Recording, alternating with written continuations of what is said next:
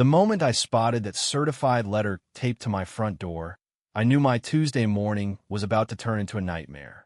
It was February in Rochester, Minnesota, and the cold had been biting hard, dipping down to -5 degrees for days on end. My name is Michael Harper, and I'd just become the newest target of the Willowbrook Estates Homeowners Association, led by a woman who seemed to thrive on making her neighbors' lives as difficult as possible. I yanked the envelope off the door, my fingers already stinging from the chill despite my heavy gloves, and stepped back inside. The furnace in my two-story colonial was humming away, and I welcomed the blast of warm air as I kicked off my boots and hung up my coat in the entryway. I just finished my morning shift at the hospital where I worked as a nurse practitioner, and all I craved was a steaming mug of coffee and a few hours of shut-eye before my midnight shift rolled around.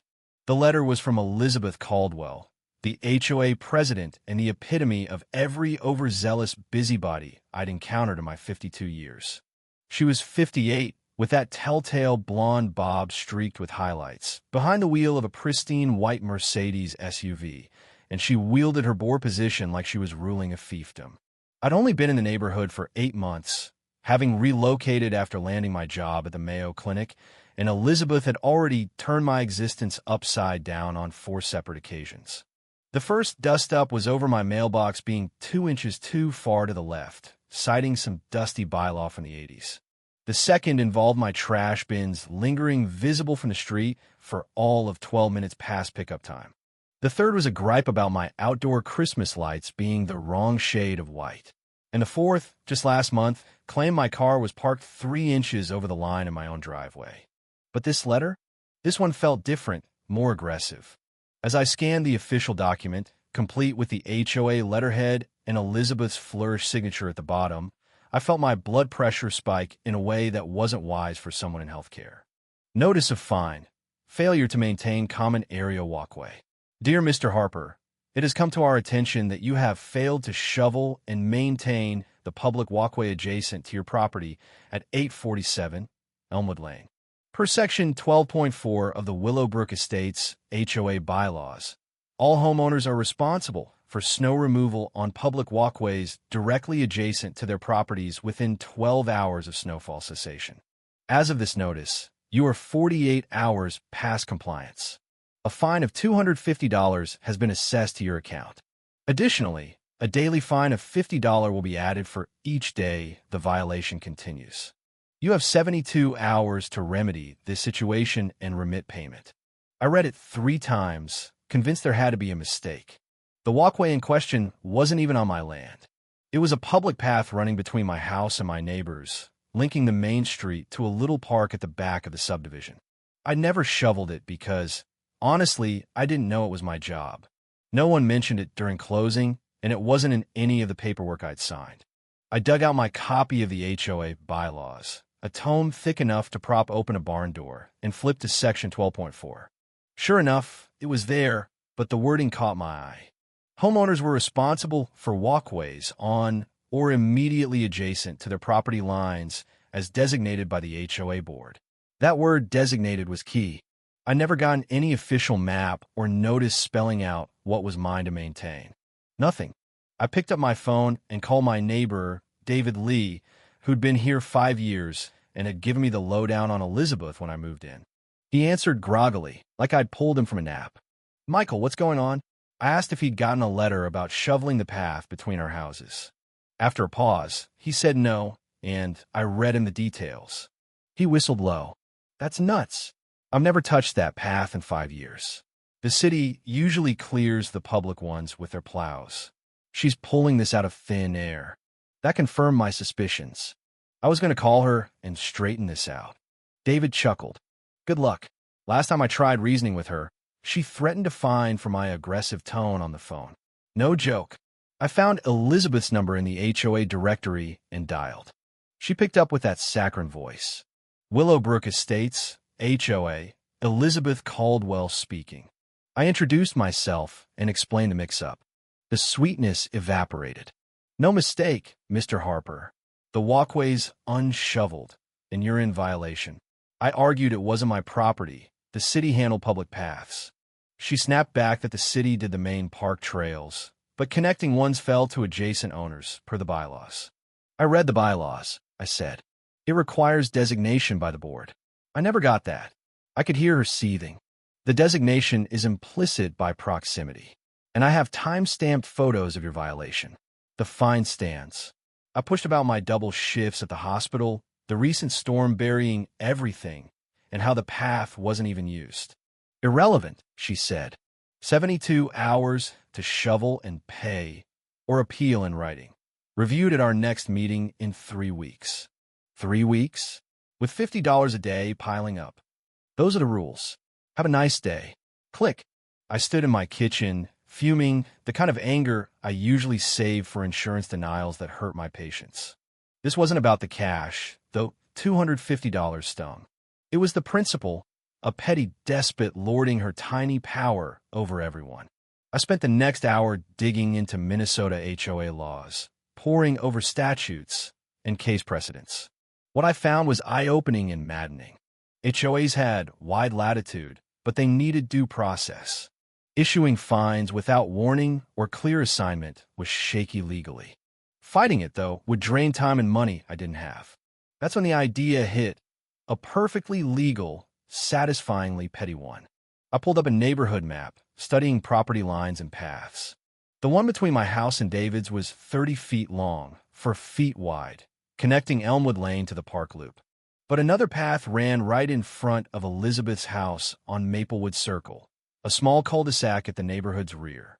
If that wasn't cleared, the 4 families there would detour around the whole subdivision, adding 10 minutes to any trip. I checked the forecast. A major storm tomorrow night, 8 to 12 inches, winds to 35 mph, temps plunging to -15. Brutal. Back to the bylaws. Section 12.4, subsection C. Same rule for all adjacent walkways. Elizabeth's stretch was the longest in the neighborhood, 150 feet. If she wanted rules, we'd play by them. That evening, I documented everything. Photos of my unshoveled path. Hers too. Timestamps, weather notes. I printed bylaws with highlights. And waited. Snow started Wednesday evening as I prepped for my night shift. Flakes turned to a blizzard. I packed an overnight bag, no driving in this, and glanced at the path one last time. It was buried under 3 inches from before, plus what was coming. I thought about clearing it to end the hassle, but her condescending tone echoed. No, I drove to work. The storm exceeded predictions. 14 inches, drifts 3 to 4 feet. The hospital was mayhem, staff shortages, ER overflows from accidents, shoveling-induced heart attacks, frostbite. I didn't get home till Friday afternoon. Roads were passable but messy. And there, taped to my door, another letter from Elizabeth. Second notice. Fines now $450. Initial $250 plus 4 days at $50. Comply in 24 hours or face legal action. I crumpled it, ate a sandwich, showered, and crashed for 12 hours. Saturday morning, refreshed, I checked the neighborhood Facebook group, a drama hotspot. Posts about the storm, plow delays. Then Elizabeth's, appalled at unshoveled walkways on Maplewood Circle, safety hazard, calling emergency board meeting Monday. Use caution accessing homes. Comments mixed, confusion, frustration. Someone noted the city usually handled it. Another called out Elizabeth's own path as unshoveled. Her reply, as president, busy coordinating, no time for labor, focus on your own maintenance. I laughed. Perfect. I called a colleague in another Rochester suburb. His HOA flexible during storms. Finding amid a blizzard? Petty and possibly illegal if selective. Property records. Elizabeth at 1204 Maplewood Circle. Her path, 150 feet, longer than mine. Same rules. Time for a drive. Bundled up, camera in hand, I navigated slick streets to Maplewood. Cul-de-sac barely plowed. 1-lane path with huge banks. The walkway to the park. Buried 2 feet deep, drifts making it impassable. Photos from all angles. Signs, houses, snow depth. Elizabeth's brick colonial pristine. Driveway plowed professionally. Path to mailbox clear, but the public walkway untouched. As I snapped, a man emerged from next door, mid-40s Carhartt jacket. Help you. Friendly but wary. I'm Michael Harper from Elmwood Lane, documenting for an HOA issue. His face lit. You're the one Elizabeth's griping about. The Walkway fine? I nodded. He shook my hand. Thomas Bennett. She's been on a tear. Says the neighborhood's falling apart because folks don't follow rules. Meanwhile, our path here's ignored. Has she mentioned clearing it? Bitter laugh. Says it's not her responsibility. 2-foot park strip between her fence and path, so city's job. But that's my argument too. Rules for thee, not for me. We talked 20 minutes.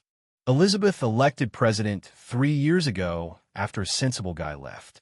Since then, fines tripled. Hired her brother-in-law for overpriced landscaping, terrorized questioners. Most pay up. Fighting's a hassle. She drags it out, then finds new ways to get you. My wife and I are thinking of selling. For houses on the circle, Bennett's, Caldwell's, Thompson's, older couple, Henderson's, family with kids. The block path? Huge pain, extra 10 minutes each way. Thomas late to work twice. His wife mentioned it to Elizabeth, got told to quit whining, drive around. I thanked him, drove off. Saw a curtain twitch at Elizabeth's. Good, let her stew. Home, I compile the document. Situation outline, bylaws, sites, photos of both paths. Research more. Minnesota Statute 515B.3-102 required notice and hearing before fines. Selective enforcement? Courts had struck down HOAs for it. By Sunday, 30-page report ready. Copies certified mailed to Elizabeth Board Management Company. But first, Facebook post. Hi all, Michael Harper, Elmwood Lane. Highlighting uneven HOA enforcement. Fined for unshoveled public path without notice. Found same issues elsewhere, including board members. Documented with photos, legal analysis. Submitting to board. Happy to share. Rules must apply fairly. Attached photos of Elizabeth's path. Boom! 50 comments in an hour, 20 messages. Stories poured in. Fined for open trash lid. Threatened over door color unchanged for 15 years. Rebecca Gonzalez, a property law attorney on Birchwood Lane, commented, strong case for challenge. Offered free review. We met Monday at a downtown coffee shop. She poured over my docs. Excellent work. Selective enforcement clear. Fine structure excessive. No warning, disproportionate. A case. Strong one. Could be class action if pattern. Breach of fiduciary duty. Eyes wide. Extreme. Hear me. Boards must serve all, not vendettas. She's run this like a personal empire. Illegal. We strategized. Formal rebuttal. Demand immediate hearing. She drafted a letter. Then, Elizabeth's path blocked 4 days post-storm. By her rules, she owes $250 plus $50 per day, $650 minimum. Laughing, I sent her a mirrored fine notice. Same language, photos, calculations. Certified to board. Facebook update. Filed complaint against president for identical violation. Accountability for all. Positive response. Likes, shares, private offers of help. Tuesday, voicemail from William Caldwell, Elizabeth's husband. Tight, angry. Stop harassing my wife. She's a volunteer. Pay your fine. Continue. We'll sue for defamation. Saved it. Sent to Rebecca. Perfect. Intimidation. No engagement outside writing. Wednesday, board response from Vice President James Lee. David's brother received complaint. Full review. Emergency meeting Saturday at Community Center. Both sides present. Thursday morning knock. Thomas Bennett with Evelyn and Harold Thompson from Maplewood. Invited in coffee.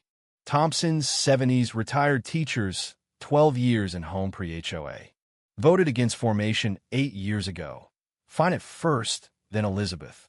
17 fines in 3 years. Tall lawn ornament. Overnight driveway parking and storm, gutter icicles. Over $3,000 paid. Fixed income, no fight. Now joining me. Organized their docs. Unified presentation. Shared Rebecca's analysis. Friday, shoveled my path. Hour of brutal work, snow-packed icy. Neighbors helped. David with snowblower, couple with hot chocolate. Mrs. Eleanor Wilkins rooting. Elizabeth's a menace. Tried finding me for bird feeder last year, said rodents. Had it 30 years. Told her where to stick it. She backed down, bad optics on 90-year-old widow. But warned her mailbox half-inch too tall. Path clear, photos taken. Prepped for meeting. Saturday, community center packed, 30-plus neighbors. Board front, James, others Elizabeth Center tense. James opened. Emergency on enforcement complaints, 5-minute speeches. I went first. Timeline, fine without notice. Discovery of Elizabeth's longer, unshoveled path.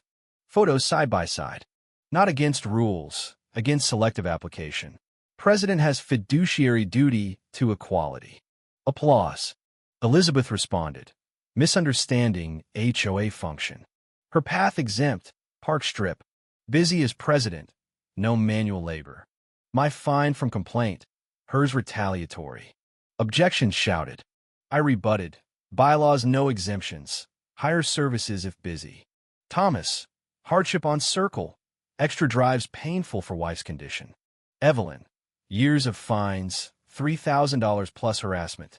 More stories. Single mom fined for kids' chalk. Veteran for oversized flag. Elderly for garage equipment.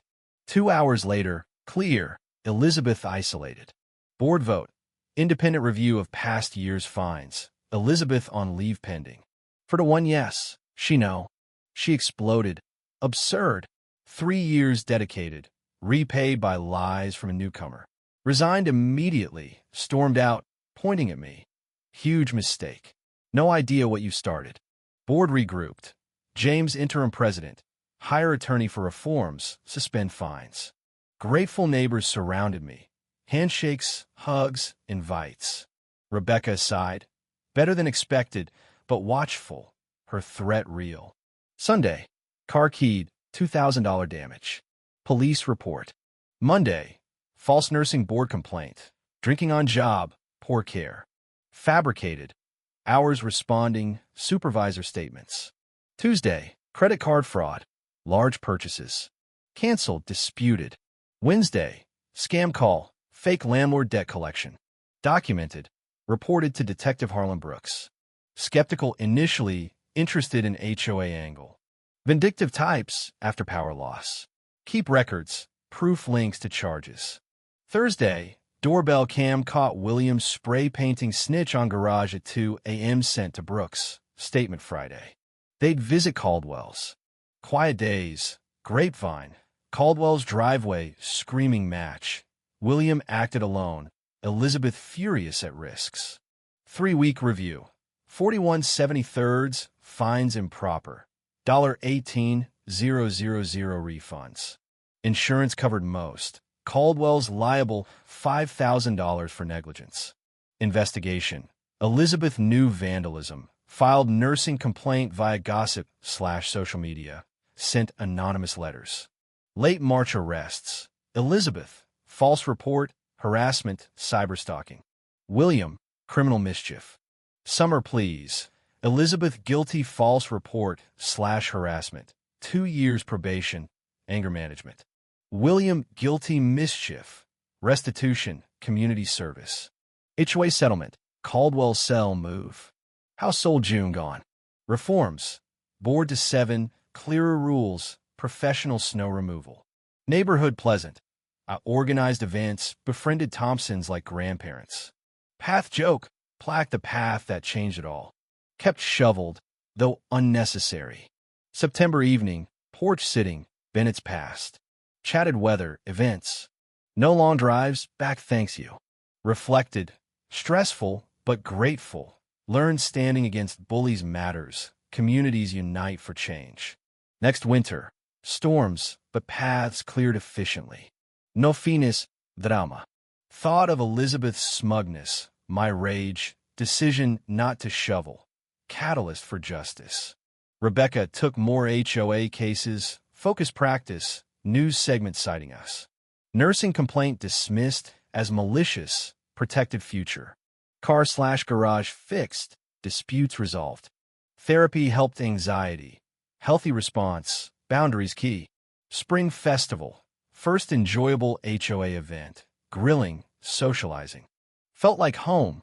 New neighbors, trusted board. 2 years later, February shoveling. Young couple asked about neighborhood/HOA. Great now, reasonable, fair. Learn from mistakes, good people.